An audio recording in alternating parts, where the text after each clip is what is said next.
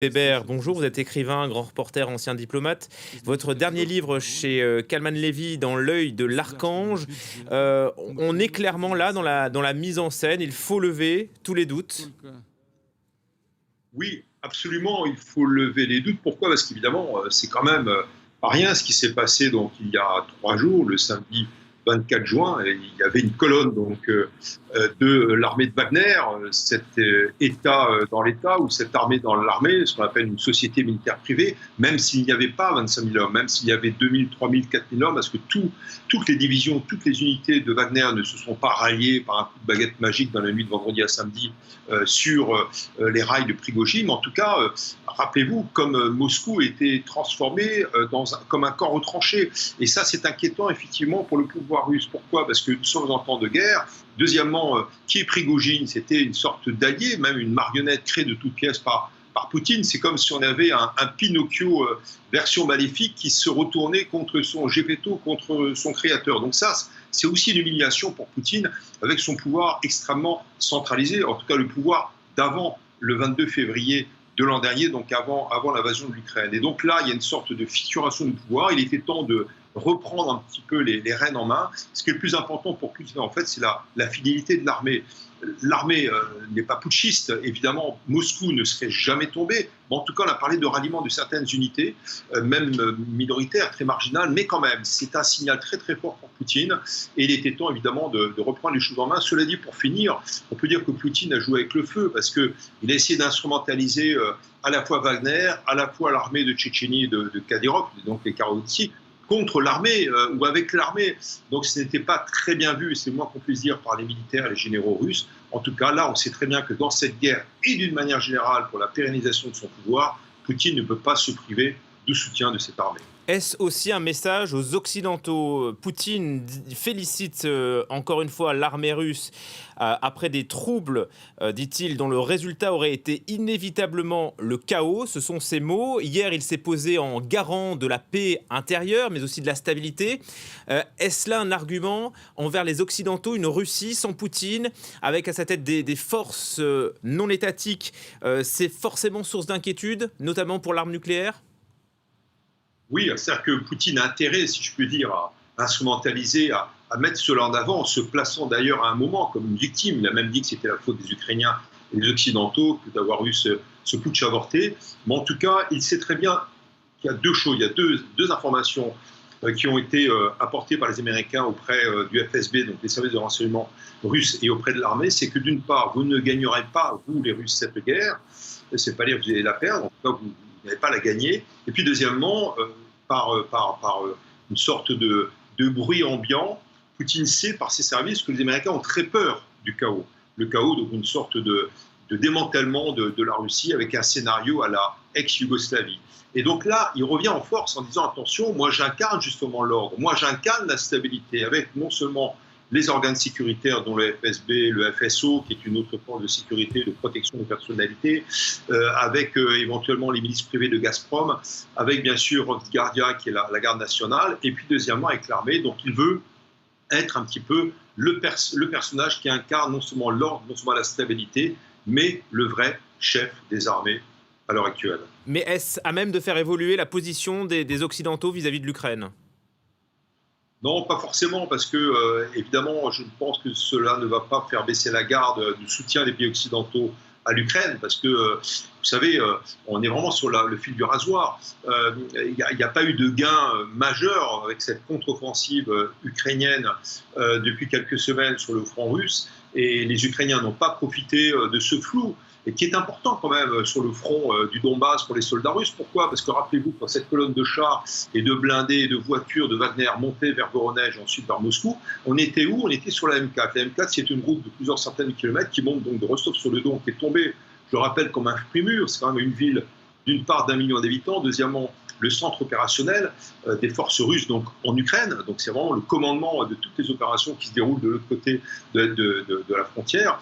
Et bien finalement, Wagner n'a rencontré aucune résistance. Et bien cette autoroute M4 est quand même la route qui permet le ravitaillement des troupes, hein, parce qu'évidemment, il il y a toutes ces routes secondaires et perpendiculaires qui permettent d'aller sur le Donbass. Donc évidemment, c'était un signal très très fort, mais en même temps, on voit mal les Occidentaux baisser la garde sur la fourniture de munitions et d'armement, tout en sachant effectivement, et vous avez raison, qu'il y a toujours cette autre ligne rouge. À un moment, c'était le chiffon rouge brandi par Poutine à de multiples reprises sur l'utilisation de l'arme nucléaire. Évidemment, il a été pris à son propre piège parce qu'il n'est pas question qu'il l'utilise. Dans quel cas, la Russie serait totalement glacifiée, c'est-à-dire détruite. Et puis, deuxième menace aujourd'hui, c'est le chaos, c'est-à-dire, grosso modo, c'est moi, Poutine, ou le chaos. Mais pour finir, on peut dire aussi qu'on est dans un début comment dirais-je, de préparation à la succession de Poutine, pour plein de raisons. D'abord, il a 70 ans, donc on peut, même en temps de paix, envisager évidemment une autre Russie dans 10 ans, dans quelques années. Et là, peut-être que ça peut s'accélérer en fonction de cette fragilisation du pouvoir poutinien. Est-ce que ça passera forcément par Wagner? Alors bon, on peut en douter, il y a aujourd'hui une double réalité autour de cette milice. D'un côté, Poutine qui dit vouloir absorber Wagner au sein de l'armée. De l'autre côté, Wagner qui affirme que son siège à Saint-Pétersbourg, eh bien, il fonctionne normalement. Il y a un paradoxe, il y a quelque chose qui cloche là, non? Oui, absolument, vous avez raison, il y a un paradoxe, il y a même plusieurs paradoxes. D'abord, c'est difficile de réintégrer cette armée. C'est une armée de détenus pour 80% des troupes de Wagner, donc ont été libérés des prisons, on le sait, par Prigojine, qui lui-même a été détenu lorsqu'il avait une vingtaine d'années et qui a été libéré au bout de 8 à 9 ans. Il a été incarcéré pour, je rappelle, escroquerie, corruption, mais aussi incitation du mineur à la prostitution, ce n'est quand même pas rien. Donc j'allais dire que ces détenus sont presque fidèles au chef qui les a libérés. Après, vous savez, Poutine a la mémoire longue. D'abord parce qu'il s'agit d'un ancien allié qu'il a créé lui-même, qui a trahi, donc lui-même a employé ce mot de trahison, de traître. Donc l'ancien allié n'est plus loyal. Et puis deuxièmement parce que c'est un ancien colonel du KGB, donc du FSB. Et le FSB, dans ses précédentes incarnations, c'était la Tchéka, la GPU, le NKVD, et puis le KGB. Le FSB a toujours répondu à ses ordres. C'est-à-dire, en fait, quand il fallait éliminer un opposant, on allait l'éliminer. Et là, on peut penser qu'il y aura un contrat sur la tête de Prigojine. Je vois mal la réintégration totale des forces de Wagner dans l'armée. Ça va être compliqué pour les questions de salaire, pour les questions d'avantages, pour les questions d'entente avec l'état-major ou les commandements intermédiaires de l'armée russe. Mais deuxièmement, il y a un autre paradoxe. Vous savez ce que c'est l'Afrique. C'est-à-dire qu'il y a 5000 mercenaires de Wagner en Afrique. Ça va des mines d'or du Soudan à l'exploitation des bois rares en Centrafrique et bien sûr à la protection de la présidence au Mali.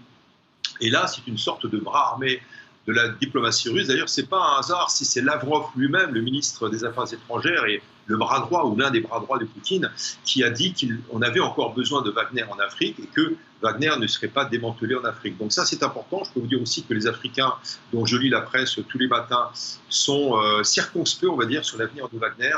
Mais là aussi, il y a un paradoxe et je pense que la Russie va garder, évidemment, va pérenniser cette présence de Wagner sur le territoire africain. Alors, parlons de l'Afrique, hein, puisque ça nous intéresse beaucoup ici à France 24 notamment. Vous le disiez, Sergueï Lavrov, hier, a confirmé que les activités de Wagner continueraient en Centrafrique et au Mali. Ça veut dire qu'il confirme qu'il y a bien des miliciens russes à Bamako, ce que le régime putschiste n'a jamais, lui, avancé et confirmé. Oui, bien sûr, ils sont présents directement ou indirectement. Il y a très souvent des officiers du GRU. Le GRU, c'est l'équivalent du FSB, donc côté militaire. Donc, ce sont les services de renseignement militaire qui permettent aussi la connexion non seulement avec le pouvoir russe, mais aussi avec la logistique, parce qu'il n'y a pas d'armée logistique de Wagner. Quand Prigojine disait qu'il avait ses propres camions de ravitaillement, ses propres avions, c'est faux, en dehors de son jet privé, de quelques hélicoptères et encore.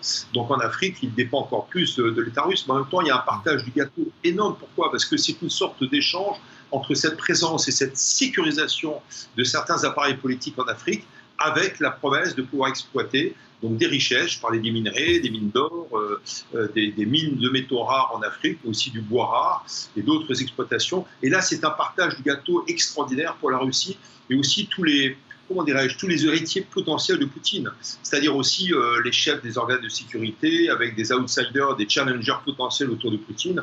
Donc là, il y a un intérêt certain de la part de la Russie à maintenir cette présence donc, de Wagner sur les différents États africains. Mais est-ce qu'on sait si les représentants, les lieutenants Wagner, entre guillemets, en Afrique, sont forcément des hommes qui sont proches de Prigojine? Est-ce que Wagner peut continuer à vivre, à continuer à faire ses affaires en Afrique sans Prigojine?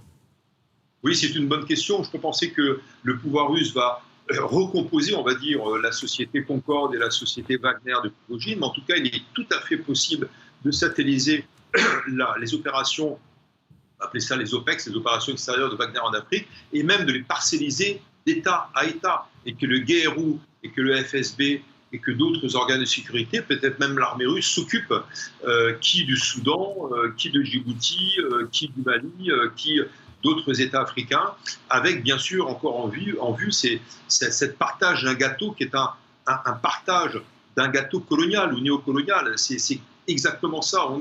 On est dans un colonialisme à rebours avec cette présence de Wagner en Afrique. Et évidemment, il y a cette correspondance directe avec l'exploitation des richesses du sol africain.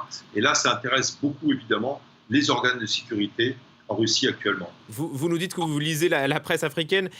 Quelle est la tonalité de ce qui ressort après cette rébellion? Est-ce qu'il y a un doute qui s'installe sur la crédibilité de ce partenaire? Au Mali, en Centrafrique, on sait que Wagner intervient surtout pour assurer la protection de certains dirigeants qui craignent d'être déstabilisés, d'être renversés par des groupes armés.